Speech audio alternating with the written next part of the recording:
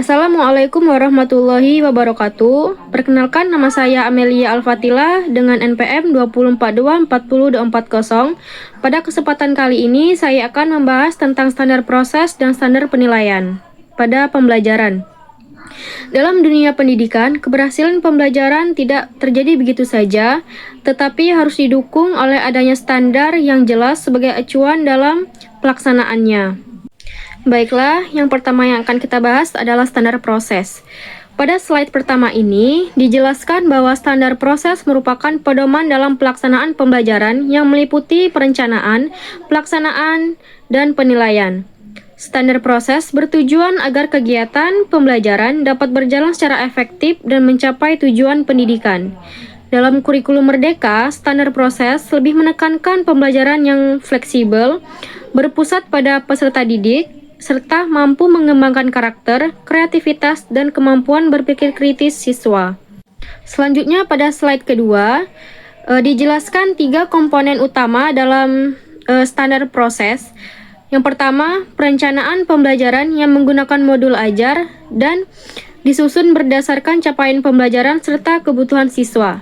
Yang kedua, pelaksanaan pembelajaran yang menggunakan metode aktif seperti diskusi dan proyek, di mana guru berperan sebagai fasilitator dan siswa lebih aktif dalam belajar. Dan yang ketiga, penilaian atau asesmen yang mencakup diagnostik, formatif, dan sumatif yang bertujuan untuk menilai proses dan hasil belajar siswa secara menyeluruh. Baiklah, pada slide ketiga dijelaskan bahwa standar proses sangat berkaitan dengan kurikulum Merdeka karena menekankan pembelajaran yang berpusat pada siswa dan bersifat interaktif serta menyenangkan. Dan juga digunakan untuk menilai apakah proses pembelajaran yang dilakukan sudah sesuai dengan tujuan kurikulum dan efektif dalam meningkatkan kualitas pembelajaran. Baiklah, kita lanjuti. Sekarang kita akan membahas tentang standar penilaian.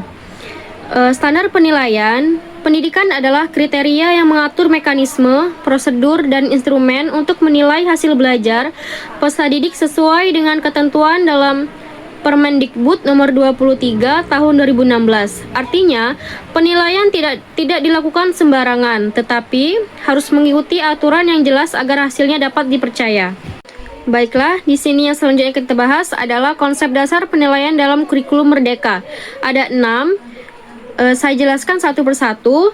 Yang pertama ada objektif, berarti penilaian berdasarkan capaian pembelajaran, bukan subjektivitas. Yang kedua adil, memberi kesempatan yang sama sesuai kebutuhan belajar siswa. Yang ketiga transparan, hasil penilaian dapat diketahui dan dipahami oleh siswa. Yang keempat ada sistematis, dilakukan terencana sesuai alur pembelajaran. Yang kelima berkesinambungan, dilakukan selama proses belajar, tidak hanya di akhir saja.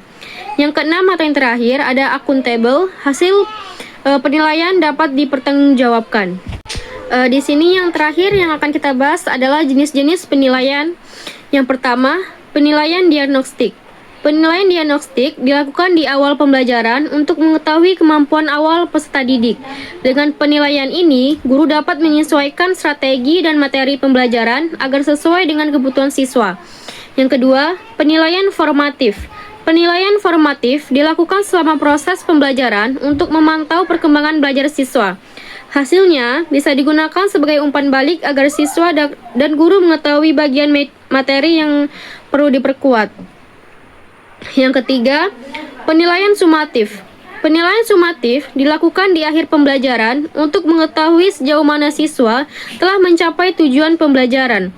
Penilaian ini biasanya berupa tes, proyek, atau penguasaan yang menilai hasil akhir belajar secara menyeluruh.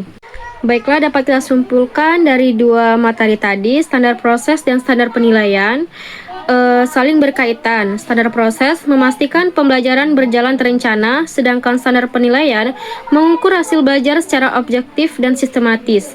Dalam kurikulum Merdeka, keduanya diterapkan lebih fleksibel dengan fokus pada proses dan kompetensi siswa. Melalui penilaian diagnostik, formatif, dan sumatif, hal ini memungkinkan guru menyesuaikan pembelajaran sesuai kebutuhan siswa. Selain itu, penilaian juga berperan untuk meningkatkan kualitas pembelajaran dan perkembangan karakter peserta didik. Baiklah, ini saja yang dapat saya jelaskan pada kesempatan kali ini. Semoga dapat menambah wawasan kita semua. Saya mohon maaf apabila ada salah kata. Kepada Allah saya mohon ampun. Saya akhiri. Wassalamualaikum warahmatullahi wabarakatuh.